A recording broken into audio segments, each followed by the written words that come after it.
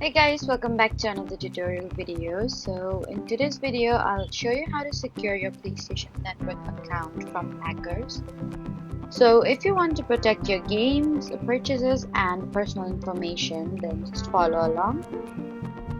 First, turn on your PS5 and sign into your PlayStation Network account.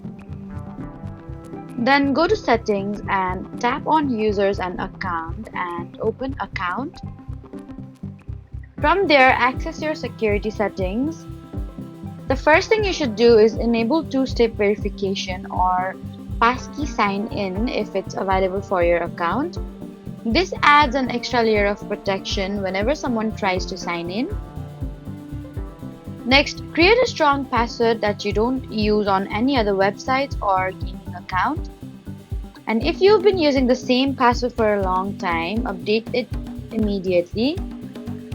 Also, make sure the email address linked to your PSN account has its own strong password and two-factor authentication enabled, since anyone who controls your email can potentially reset your PlayStation's password.